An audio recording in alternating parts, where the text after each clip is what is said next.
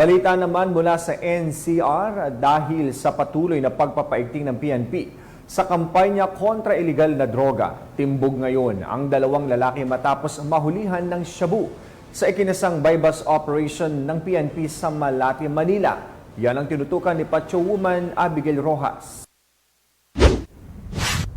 Himas rehas ang dalawang lalaki kabilang ang isang 27 anyos na tulak ng droga na miyembro ng kilabot na Bahala na gang sa ikinasang buy-bust operation ng Manila Police District sa kahabaan ng Mabini Street, Barangay 701, Malate, Manila.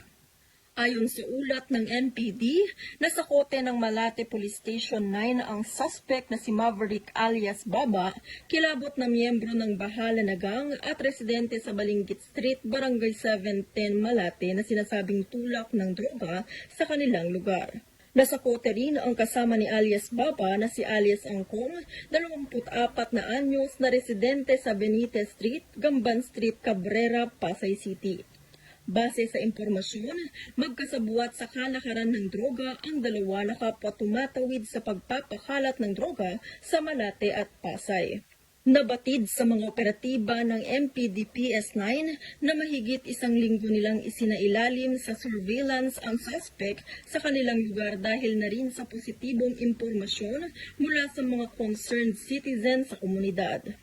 Nasabat sa mga suspect ang 5 pakete na naglalaman ng shabu na tinatayang may timbang na 47 gramo at may standard drug price na 319,600 pesos.